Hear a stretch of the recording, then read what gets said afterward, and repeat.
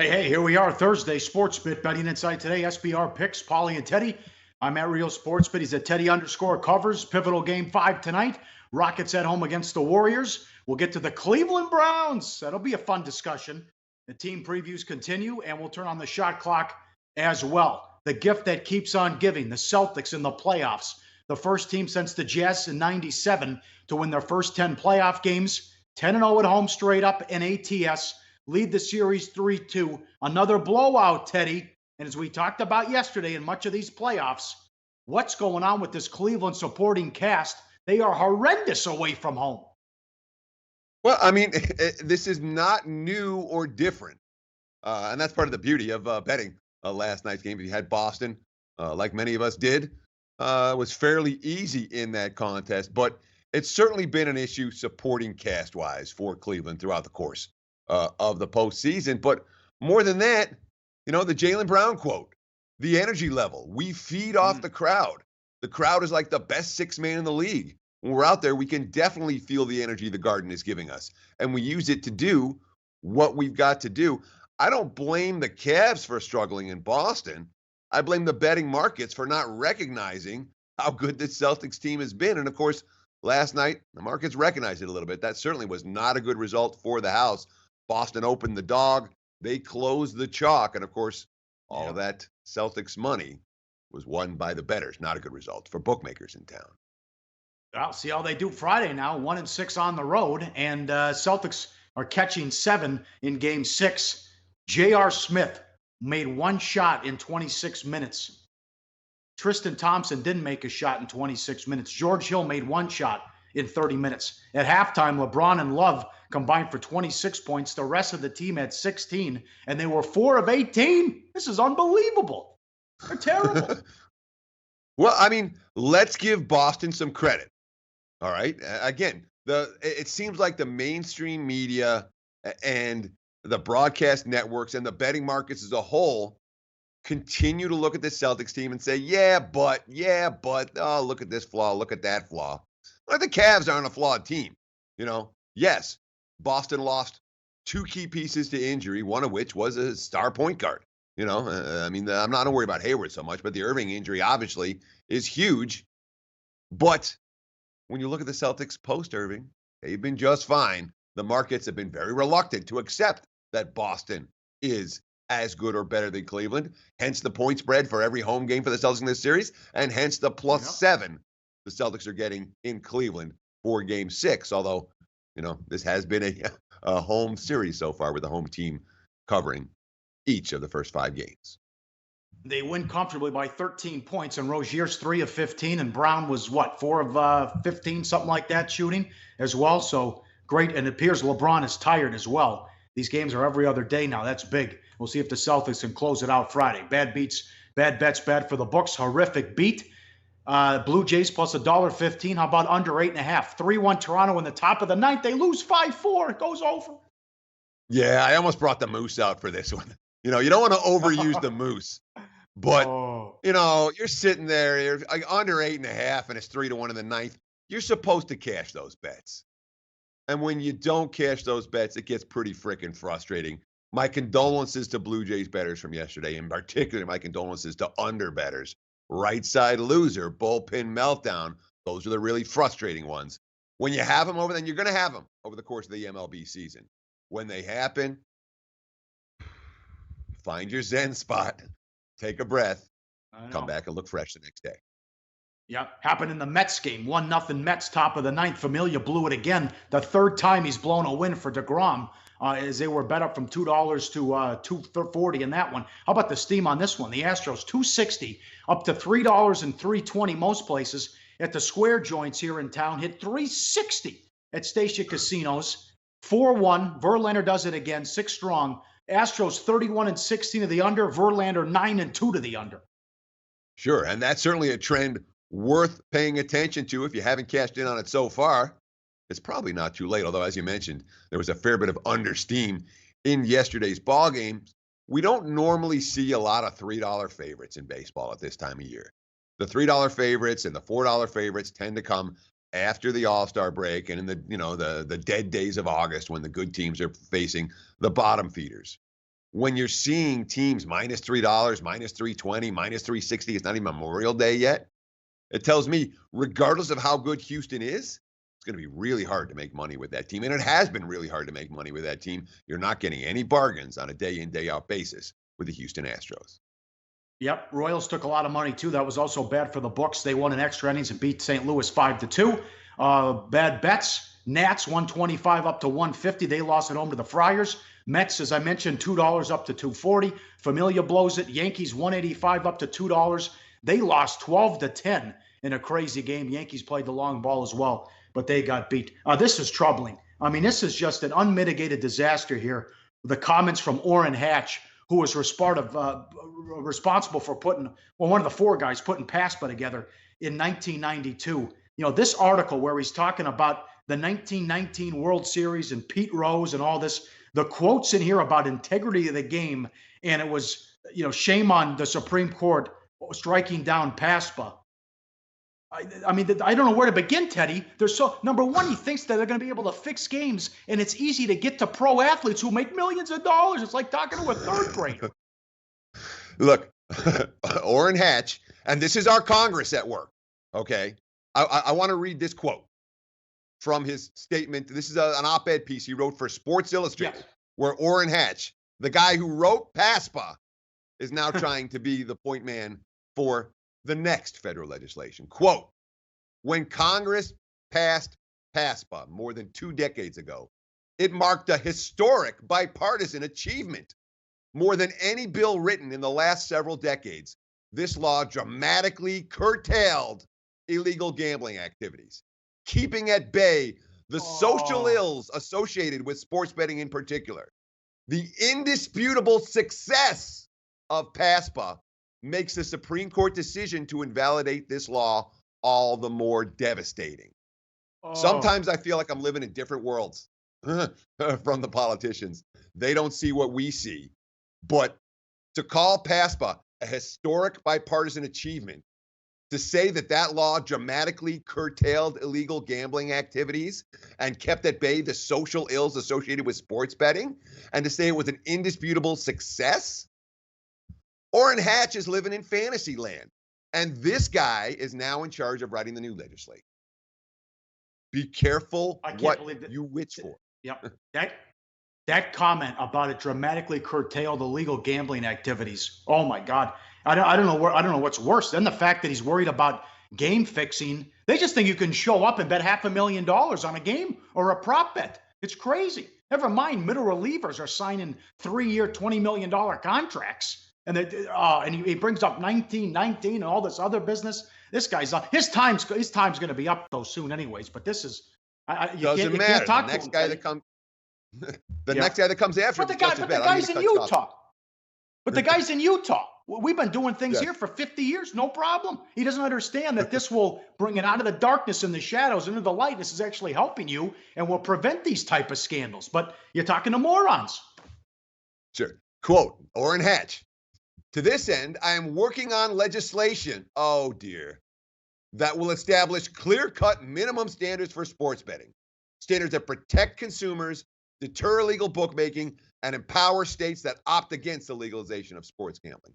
The ultimate aim of my legislation is to uphold transparency, honesty, and principle in the athletic arena. I'm telling you, we have legal regulated sports betting here in Nevada. This potential federal dealio, sponsored by Orrin Hatch, pardon my language, it could fuck us all. Be careful. Yeah, well, we're ready to go. Purdom, I talked to Purdom today. New York, Connecticut, they're getting started on this. Mississippi, West Virginia, Delaware, here we come. New Jersey, as they're ready to rock and roll. But this buffoon, my God. All right, here we go. Game 5 tonight. Warriors are 1. Notice the adjusted total now with the steam coming after what's happened the last couple of days. It went from 224 up to 227, and it wasn't even close to an adjusted total in this one with 219. Iggy and Thompson are questionable. They hope to get Iggy back because he's feeling better, but who knows as we tape this early in the morning. 82-70, Golden State, fourth quarter. They scored 10 minutes, the last 10:45 of the game. I can't believe it. And the Rockets get the win after they were also down 12-0 in a game they had to have. Very impressive what you talked about. They only hold them to 3 field goals. Tucker 4 points, Capella 8, Ariza 9, and they still win the game. It's 2-2. They haven't played well. The supporting cast hasn't played well for much of the playoffs. And here you go. This is why you got the 1 seed. You got Game 5 and Game 7 at home. And yet the Warriors still substantial favorites for the series. Right. The betting market's not convinced that Houston's going to be able to win both at home. And of course, the numbers I'm seeing Houston -1. You said Golden State -1. I'm seeing Houston -1 / pick'em, depending on where you shop right now. There were a handful of Warriors -1. They're still out there here in Vegas. I don't see them anywhere offshore right now. And I mean, you talk about some of the issues with that fourth quarter. I mean, Steve Kerr, for Golden State, after they had that 82-70 lead and kind of collapsed, quote, "We scored 12 points in the fourth quarter. So it's not like we were getting great shots either. It was sort of trench warfare. It was just everybody grinding it out, a lot of isolation. I guess this is the modern NBA. But the only way you can do this and win is to have great one-on-one players. You've got to have great defenders, two-way guys, and we do, and they do. And so it just becomes a one-on-one battle with all the switching, and they did a great job of it. They certainly did, but boy, Golden State didn't make any shots. You talked about Klay Thompson and his injuries. Thompson, to me, want to talk point one finger of why Golden State isn't in control of this series. Klay Thompson hasn't had a great series so far. They need him to produce in Game 5 tonight if they're going to win and or cover this ball game. I say come right back with the under too, because Houston plays at such a slow pace and they are such a good team defensively. They were 6th in the league in defense. They're doing a good job. Only 1 game in the series has gone over. And hey, Teddy, these games are every other day. Fatigue is setting in. Look how many minutes those guys played, because D'Antoni's only playing 7 guys and Kerr only played 7 guys in Game 4. That could be something to do. I mean, late in that game, Harden's just standing off to the side. He was so tired. Yeah, it's pretty gassed. And of course, some of the issues that come with the team being tired, you don't move the ball as well. Golden State, 14 assists in Game 4. That's their playoff low. This is a team that averaged 68.5 assist percentage or during the regular season, meaning they got assists on basically 68.5% of their made shots. 14 in Game 4. The 48.2 assist rate in the series. That's even worse than the Rockets, and that shows Golden State playing into Houston's hands, doing what the Rockets wanted to do, and playing ISO basketball instead of the Warriors' ball movement basketball. Steph Curry talking about that fourth quarter failure. Quote, "I think we just got a little rushed. I think some of the mix-ups we had on defense affected our energy on the offensive end.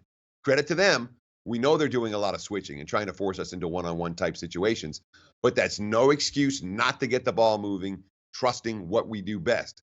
Whether it's the first quarter, second quarter, crunch time in the fourth, we got to be us, and that's going to be the adjustment for Game 5.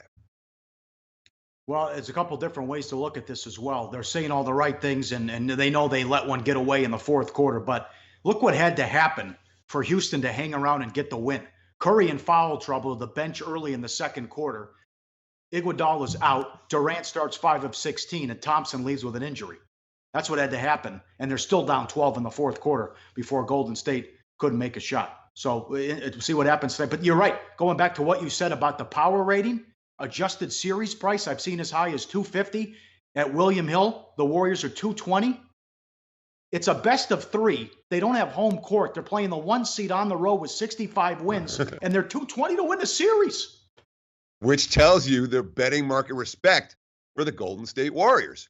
In my mind, I'm confident we're going to see a better game from Golden State tonight than we saw the other night. No, I don't think there's any question. I mean, they have certainly a better game in them than the one that we just saw on the offensive end. And Golden State has been at their best when they've been pushed, when they face adversity. In my mind, tonight's more about Houston. Chris Paul, quote, "These are the moments we spend all that time for. Mental toughness is just as important as physical toughness. I think guys on our team showed that. Does James Harden have the heart of a champion? Can Harden and Paul do what they did in Game 4, which is will their team to win? They need to do it again tonight if Houston's going to get past Golden State, because we can count on the Warriors bringing their A game off a very disappointing fourth quarter in Game number 4. All right, couple questions here. Adam Lopez, LeBron looked tired. I agree with you. He had his hands on his hips a lot, tugging on his shorts, and wouldn't admit it afterwards. But no doubt, I absolutely think he's tired. And remember, these games are every other day, so he has to carry this team. Although the supporting cast has always played better at home, other people here making a case for the Warriors tonight as well. I wouldn't be surprised if they come out. I definitely cause for concern that the Rockets supporting cast hasn't done anything in the playoffs. But on the other hand, they had that one game where they scored 68 and were difference makers. That was game 2. Game 2, yeah. They were good in game 2. Right. They were good in game 2. Yeah. Bill Right. Buttlicker, Steph and KD are 23-1 after a loss last 2 years, ESPN stat. Walter Trotter, hit the like button, family. Yes, please, thank you. Like, follow, retweet, you know the drill. Raymond Williams, I had the Celtics money line, kicking myself for not taking the alternate spread at -6.5, plus 230. Hey, don't kick yourself for a losing bet. That's the bottom line. Maybe make a different decision next time. Cavs saving their legs for game 6. It's been the easiest series to bet. Home team in a blowout every game. Sure. Well, the Rockets Warriors has been, zigzag. Zigzag, Tonight's the zig, in theory. Matthew Varnum, under trends in both conference finals. You see another one tonight. I'm not betting the over, I'll tell you that. Oh, no. Golden State's played a ton of unders here in the playoffs based on the closing line. Ton of unders. Going back to that Pelican series. Yeah, absolutely. Kumthan, All right. I was sitting next to a New York State senator yesterday at the casino while playing blackjack. What do you say about sports betting? I don't know. What else we got on here? A lot of Champions League stuff. Yeah, I'll talk to Nigel Seeley about that. I'm looking forward to Liverpool and Real Madrid Saturday morning. I can tell you that. 3.5 the total. I'm looking. That'll be a fun match. Although I'm not an expert on that by any means. Thanks to Intertop Sportsbook, 22 years online. Sign up, deposit, and win. Team previews. We roll on. AFC North. Here we go. The Brownies 5.5. 4-2 last year. 4-12 last. Yeah, they wish. 4-12 the last 2 years. ATS. 1-31 straight up the last 2 years. How the hell does Hugh Jackson have a job? Give me a break. 9-7 of the under. Last year, win total bet up from 4 to 4.5. They took money. And you know what happened? 0-16. So a lot of changes here. Let's start at the quarterback position. They shocked the world. They go with Mayfield, number 1. They also brought in Taylor. Kaiser's out. But every quarterback they take in the draft stinks. Quinn, Whedon, Couch, Manziel. The list goes on. And the guys they pass on, like Watson and Wentz, turn out to be studs.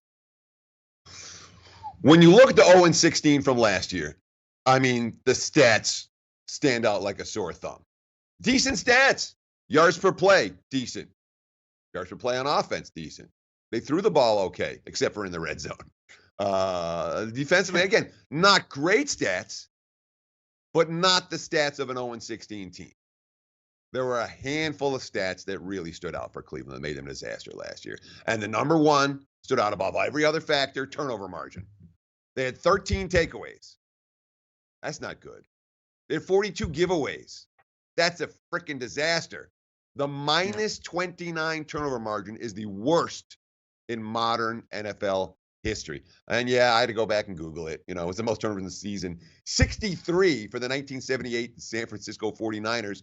But there's no team that are up among the all-time leaders in turnovers. The last one is on the list is 1983. It's all these teams from the 50s and 60s in a very different era. So you had the turnover differential, which was at a historic rate. And, of course, that led to red zone failure. They really struggled scoring touchdowns. And, of course, when you have turnovers in bunches and you have red zone failures, you have terrible quarterback ratings. The Browns' QB play last year was at the very bottom of the NFL. They got 2 new QBs, Pauly. They got Baker Mayfield. They got Tyrod Taylor. Mayfield, number 1 overall pick. Taylor, the guy with the lowest turnover percentage in the NFL over the last year. So he doesn't take a lot of chances with the football. One of those 2 has to be decent, right? No, we're talking about the Browns. I don't know how the hell you keep your job when you go 1-31 as well. I thought that guy was a bozo with the Raiders when he cost them a division because he kicked the extra point up 12 with 5 minutes left and they lost by 1 against Detroit. He didn't even go for 2. He put it on 13 with 5 minutes left. They lost by 1. Mayfield could be good, but who knows? It's the Brownies, right? Add another one to the list. Kaiser was an unmitigated disaster. now that he's out. But at least they have weapons. They acquire Landry with the trade. They also drafted Chubb. They went with Ward at number 4. Some people didn't like that pick, but certainly they have weapons there as they got away from the analytics as well and brought in Dorsey. But here we are at 5.5, and it's just like Jacksonville, where wise guys have been touting the over for 3, 4, 5 years in a row, and they're betting them. How do you bet on a team that's 4-12 ATS the last couple of years? There is zero value with the Browns. I'll talk about it in just a minute, but let's start with some of the offseason moves. They did a bunch of juggling in the draft. They got Tyrod Taylor. They got rid of DeShone Kizer. You'll never play another down in a Browns uniform, and there will be no Browns fan that is sorry to see him go. They traded Danny Shelton away. This is a team that came into the offseason with the most salary cap space in the NFL, and they still have salary cap space. They're not playing for this year. They're essentially playing for down the road. But the team that Cleveland reminds me of, Pauly, is Jacksonville Jaguars from last year. There is not a unit on the squad. Offensive line, solid. Receiving core, solid. Running back core, solid. That defense is loaded, dude. All 3 units, the secondary, the pass rush, the line. From a personnel standpoint, not even close to Jacksonville. Listen, you get to say your piece. I'll get to say my piece. From a personnel standpoint, the team they remind me of the most is Jacksonville from last year. There are not obvious holes on that roster anywhere, with the exception of the questions at QB. And with Taylor, it's a veteran QB. It's a serviceable QB. It's someone who's got to be better than DeShone Kizer from last year. And that's why the Browns have taken wise guy money. The talent is there personnel-wise. And, of course, the schedule, not as bad as it's been in recent years. Yeah. I'm glad you brought up Jacksonville because it is the same thing. Wise guys finally cashed a ticket on Jacksonville last year. They were betting them over 7 years in a row. Watch out for Jacksonville. Well, okay, finally you cashed a ticket as they went over. I do like the acquisition of Hyde, bringing him in. That could be a good move as well. So they bet him over last year, and we're betting them every week, and the year before that. So now they're up to 5.5 as well. But they made some good moves. I will give you that. They made some good moves. Now, what do you have on the schedule? What do you think? Yeah, they're always playing a tougher than average schedule because their division is tough, or has been tough in years past. Not this year. Baltimore's lined at 8. Cincy's lined as a sub-500 team. So from a strength of schedule standpoint, the Browns, who've been the weakest team in the division by far all decade and beyond, from a strength of schedule standpoint, not as bad. The AFC North faces off against the AFC West and the NFC South, slightly tougher than average. The 2 extra games, they get the Jets at home and at Houston, and that Week 3 game against the Jets. Circle it. Thursday night, September 20th. The Cleveland Browns will be home favorites. They will be laying points. Even if they're 0-2, they start against Pittsburgh and New Orleans. Browns will be chalk Week 3. Circle that in your calendars. It's been a while for Cleveland. Well, I hope they better get that win. They lose that game, they could be looking at 0-4, 0-5. Then you wonder if it might be a blessing in disguise because they finally whack Hugh Jackson at that point. All right, turn on the shot clock. Here we go. Browns over under. What are you going to do? You going to hold your nose? What are you doing? I'm not holding my nose. I see a team, okay, Browns over under 5. And again, there were 4.5s. They've already been bet up. Just like last year, Browns got bet up. And the year before, Browns got bet up. And you say, oh, well, they lost the last 2 years. Why are they betting up this year? Betting them up this year? Because they're better this year. Oh, here we go. The schedule isn't as brutal. But when you go through position by position, unit by unit, Cleveland grades out pretty well across the board. We have this memory of a squad that is 1-31 straight up and 8-24 ATS over the last 2 years. That creates residual value on Cleveland. This team is like the Jags last year. They have talent all over the field. They're primed to break out. Browns are going over 5.5 this year, Pauly. They are. Nope.